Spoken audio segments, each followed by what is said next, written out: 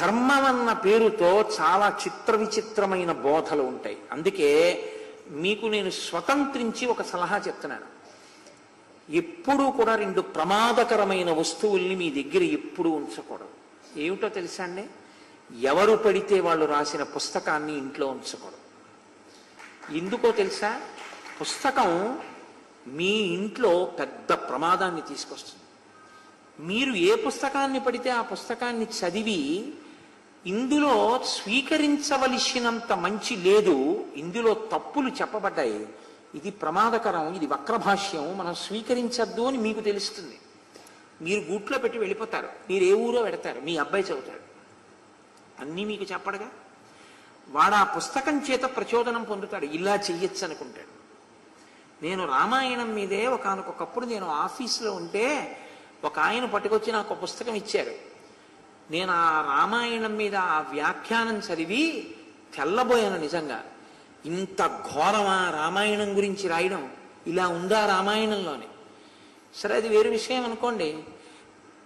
Authenticated writers, చెప్పడానికి అధికారము ఉండి ఏది చెప్పచ్చో ఏది చెప్పకూడదో, చెప్పకూడనివి చెప్పేవాళ్ళు ఉంటారు. మీరు ఏ ఉపాసన చెయ్యకూడదో అన్ని ఉపాసనలు అందరూ చెయ్యలేరు. ఏ ఉపాసన అందరూ చెయ్యడం సాధ్యం కాదో దాన్ని చాలా గొప్పగా యువతలవాడు దానికి ఆకర్షితుడయ్యేటట్టుగా, ఓహో ఇది చాలా తేలిక, దీన్ని పొందొచ్చు అనుకుని మీరు దాని పట్ల ఉత్సాహపడేటట్టుగా రచనలు చేసి పుస్తకాలను అందుబాటులోకి తెస్తున్నారు.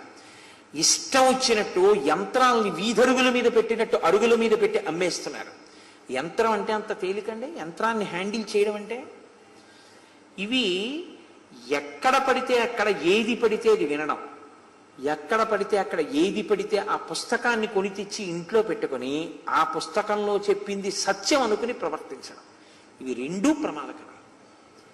ఒక శతఘ్ని ఇవ్వగలిగిన ప్రమాదం కన్నా ఒక సరి అయినటువంటి రచయిత కానివాడు, పరిపక్వత లేనివాడు రచించినటువంటి పుస్తకం అత్యంత ప్రమాదకరము. పుస్తకం విషయంలో బహుధా జాగ్రత్త. ప్రింటింగ్ ప్రెస్లు వచ్చిన తర్వాత పుస్తకాల సంఖ్య పెరిగిపోయింది. సంస్కృతి నశించిపోవడానికి ఎవరు పడితే వాళ్ళు గ్రంథరచన చెయ్యడం కూడా ప్రమాదహేతువైంది. ఈ మాట చెప్పింది నేను కాదు.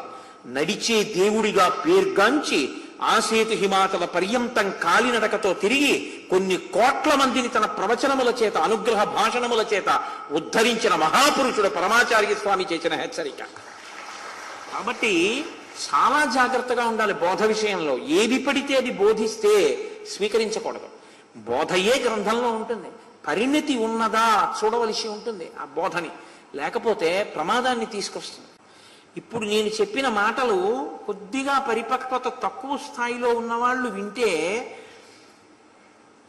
నిజమే, అది ధర్మమే కదా, ఆయన అడిగిన దాంట్లో అధర్మమే ఉంది అని అనిపించేటట్టుగా అంత దగ్గరగా ఉంటుంది ధర్మానికి. కానీ అసలు మూలం మాత్రం ధర్మానికి అసలు దగ్గరగా ఉండదు. దాన్ని మీరు ఎంత చిలవలు పొలవలు చేస్తే మాత్రం శవానికి చేసిన అలంకారంలా ఉంటుంది. శవానికి ఎంత అలంకారం చేస్తే మాత్రం ఉపయోగమే ఉంటుంది. శవాన్ని ఎంత జాగ్రత్తగా చూస్తే మాత్రం ఉపయోగమే ఉంటుంది. అది భయకారకమే, భీతికారకమే. చాలా అందంగా అలంకారం చేసి శవాన్ని అక్కడ పెట్టినా ఎవరు వెళ్ళి పడుకుంటారు దాని పక్కన? ఎవరు పడుకోరు. కాబట్టి అందుకే హరినామస్తుతి చేయు కావ్యము సువర్ణాంభోజి హంసావళి సురుచి భ్రాజితమై మానస సరస్ఫూర్తిని విలుంగొందు అంటారు పోతన గారు. ఏది భగవన్నామాన్ని భగవద్వైభవాన్ని చెప్పగలవో అవి రాజహంసలు తిరిగేటటువంటి మానస సరోవరాలు. కాబట్టి చక్కగా ఒక భాగవతం, పెద్దలు చేసినటువంటి వ్యాఖ్యానాలు, అటువంటి పుస్తకాలు మీరు తీసుకోండి. అటువంటి పుస్తకాలు మీ ఇంట్లో ఉంచుకోండి. ప్రశ్న వెయ్యడం, జిజ్ఞాసువై వినడం చాలా అందంగా ఉంటుంది. నేను ఇప్పుడు కూడా సాయంకాలం కూడా నేను సంధ్యావందనానికి వెళ్ళిపోయే ముందు మా గోపాలకృష్ణ గారితో అదే అంటున్నాను. నిన్నను నన్ను పిల్లలు అడిగిన ప్రశ్నలకి నేను ఎంత సంతోషించానో తెలుసా గోపాలకృష్ణ గారు? నిన్నను వాళ్ళు నన్ను అడిగిన ప్రశ్నలు చూడండి, వాళ్ళు ఎంత జాగ్రత్తగా విన్నారో, వాళ్ళు అనుష్ఠానంలోకి తెచ్చుకోవాలని ఎంత ప్రయత్నిస్తున్నారో వాళ్ళ ప్రశ్నల వల్ల తెలుస్తోంది.